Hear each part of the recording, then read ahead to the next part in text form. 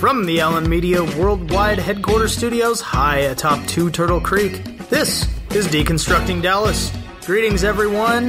This is Ryan Trimble, joined today by the great, the always friendly, the always smiling Sean Williams. Sean, good day, sir. Good day, man. I might be smiling, but you're smiling a lot bigger than I am because you had some R&R time. You got out of the state and had a little vacation time. Yes, always fun vacationing with the in-laws, Sean. We went to snowbird heaven, Tampa, Florida. My in-laws, God love them, they've got a nice little house down in Temple Terrace, and so we bumped around, took the kiddo to the beach and took her to the aquarium, and we had a great time. I love that part of the world. I spent some time, as I've talked to you, when I was working with the Poynter Institute and got a chance to go down to St. Petersburg quite a bit, but did not know just how beautiful, once you get out to Clearwater and those spots, is how nice it is. Yeah, the Gulf Coast is really interesting. I'm kind of a California beaches guy. I never really spent much time in Florida growing up, but since then, and since Mrs. Trimble has come along, I've spent more time in Florida, and her folks like Florida, so I've been down there several times. It's great, but I will tell you this, they are in the middle of primary campaign season. Ours is in March, theirs is in August. Did you turn the TV on? Yes, and I'll tell you what, their political commercials are just as full throttle as ours, Sean. I mean, they're in the middle of it, though. They're in the middle of it. Early voting is going on, and their election, I believe, is August 28th. So, man, get your Rick Scott yard signs here, I guess. It's quite a scene down there. But yeah, just interesting, but good to know that they are keeping it real in the political scene in the Sunshine State. Well, probably right about the time you were getting back, I was this weekend just totally engrossed in Twitterverse and a very interesting phenomenon that went on there. Tevin Campbell, which is a singer who had some really, really good jams back in the 90s that were on the R&B slow jam tape that I used to make back in the day. Yes, The Quiet Storm. The Quiet Storm. I had, this was in Dunn Hall back at A&M. I remember very vividly some of the Tevin Campbell music, and he had appeared in my Twitter feed the week before because people were saying, man, Waxahachie needs to acknowledge, the fact that Tevin Campbell was born there and he collaborated with Prince and Quincy Jones. And so once Aretha Franklin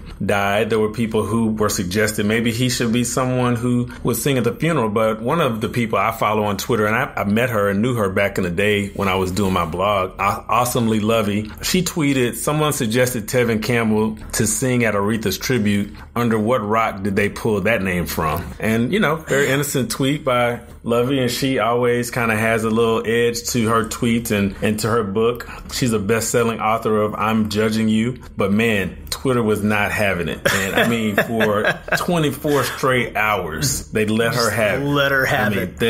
Even as Twitter is known to do.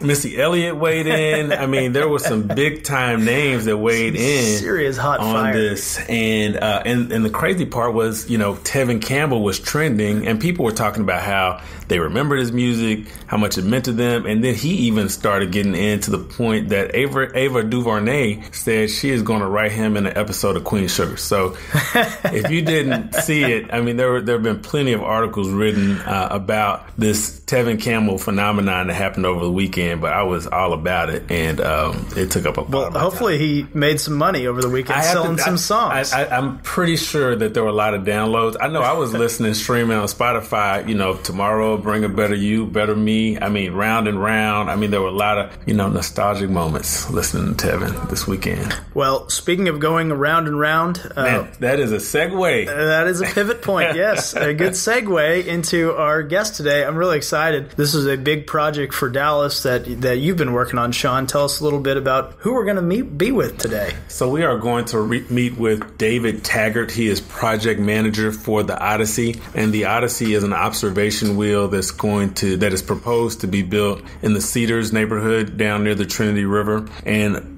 some people say, we got a Ferris wheel in Fair Park, so why do we need another one? Well, this is an observation wheel in the mindset of the London Eye or the High Roller in Las Vegas, a place that we visited. More my speed. Yeah, place that we visited. Yeah. And it is an observation wheel, which is a much more immersive experience. It's larger. It'll be, proposed to be twice the size, at least, of the Texas Star in Fair Park. And for a rider, you're not just going around, but there will be a multi-dimensional experience that David will describe later much better than I can. But, you know, it will take the rider basically on a trip where they can see historical images and things like that. So not only that, but there's going to be a huge destination component as it relates to restaurants and dining. Yeah, and I can tell you, my sister lives in Vegas, and so I remember before the high roller wheel was there, it was kind of a tough area, the Strip. It was Imperial Palace, and it was getting a little run down. It was kind of a tougher area. And man, that thing goes in,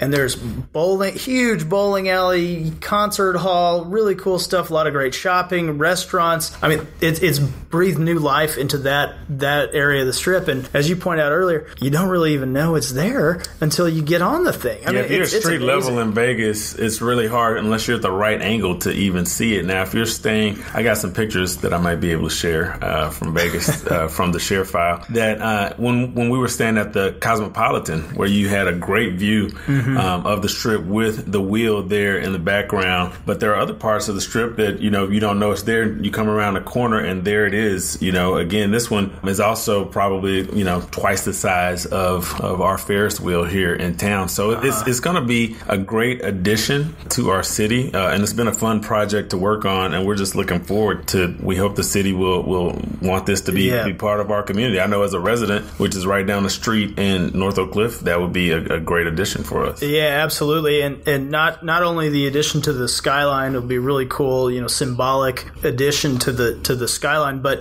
on the ground level, I mean, this thing's going to throw off a lot of economic development, restaurants, shopping, which that part of town could really use, Sean. So, well, for me, you know, the Omni is a great hotel. You know, people come from out of town to stay there. But for me as a resident, you know, I'm down there watching football games, basketball games. I've watched a number of A&M games there. I watched Cowboys games. I think I was talking to you about going on a weekend back in the day when Peyton Manning v. Tom Brady, and you could barely get in there. Yeah. You know, and these are people who live in Dallas. If you want to get a steak or if you want to go to a restaurant, you know, the Omni has places that you can go do that, which are close if you live where I live. And, you know, in the same neighborhood, if I want to go to a movie, I go to Alamo Drafthouse right there. And so the options that would be there on site would really be good for folks who live in the part of town that I live in, and I'm really excited about it.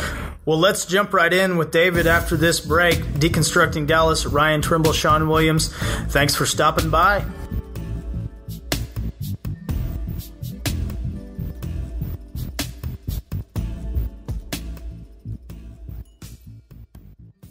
Remember when we wowed you with the code WOWFRESH and saved you $10 on your Walmart online grocery pickup order? Well, get ready to be blown away 3 times over. Hey friends, it's your old pal RT here, and Walmart has given us a new code that will save you 10% off 2-day shipping items, not once, not twice, but 3 times. That's right, with the code TRIPLE10, you can save 10% off any order of $35 or more made through the Walmart app or Walmart.com. And guess what? You can use code TRIPLE10 on up to 3 orders, 3 times the savings. Here's how it works. Place an order of $35 or more with your Walmart app or on Walmart.com. Make sure your order includes at least 1 2-day shipping item. Use promo code TRIPLE10 when you check out, and boom! 10% off your order, 3 times in a row. It's a triple play with Walmart, so use code TRIPLE10, that's TRIPLE10, today on the Walmart app or Walmart.com.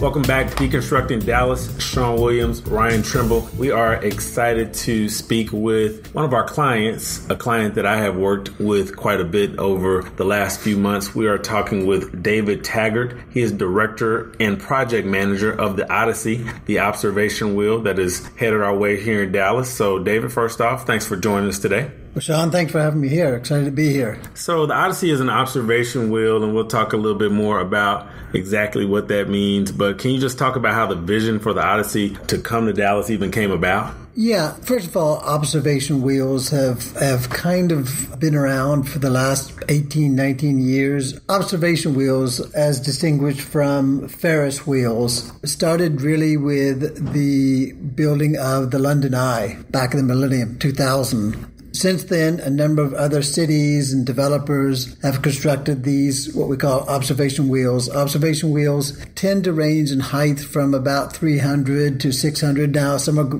pushing 700 feet in diameter. This observation wheel came to us really through another group out of San Antonio. They first were looking at San Antonio as a location for an observation wheel in Texas. San Antonio actually did not work simply due to the fact that in San Antonio, no one can cast a shadow on the Alamo. So no matter where you put something of any height, sometime during the year it's going to cast a shadow on the Alamo. So that eliminated San Antonio. We went to Houston. Houston, we just couldn't find kind of a center of gravity. We couldn't find the right location that we thought would be a great center point. So we came to Dallas, and we actually found some land a couple of years ago. It was just off of the Central Business District corridor. That land did not work out.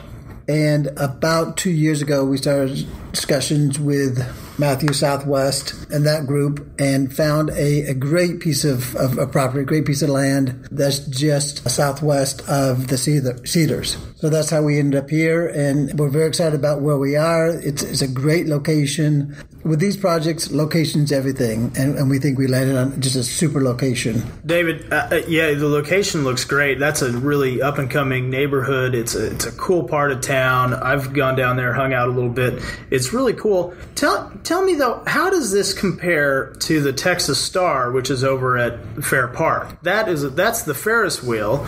Yeah. Tell me how it compares to the Odyssey. Well, the Texas Star is a Ferris wheel, and Ferris wheels end up, for the most part, being a part of, as is the Texas Star, a part of a state fairground or an amusement park.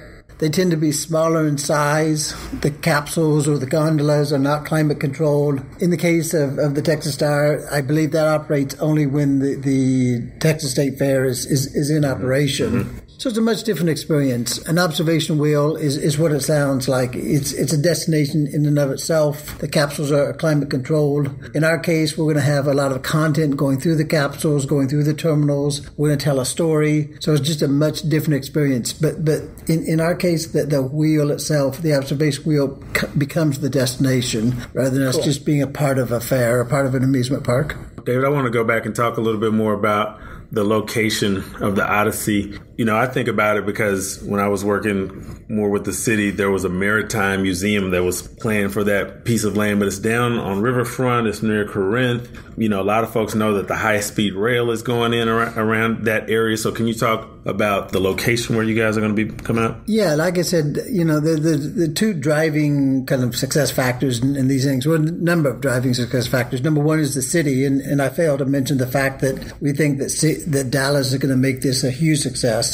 And then the location. The location we're very excited about because of what you just stated. The plans for the high-speed rail to come into that northwest corner of the 60-acre tract of land. All the development, kind of the transit development that's going to come in around the high-speed rail. Of course, we've got plans for the Dallas Water Gardens, which is going to surround our property, and that's going to kind of surround the property from our border to the Trinity River. And then, of course, we're very excited to see what's going on with the Trinity River corridor itself and all the development that's going on down there, the landscaping and the creation of a much more kind of habitable, user-friendly corridor right now. So what's the time frame on when we'll be able to take our first ride on the Odyssey? Well, right now we're in the middle of approvals with entitlements with the city. We expect to get through that by mid-September. If that happens, then we've got about another 6 months of planning. And then by the end of March of 2019, we get into our design build phase.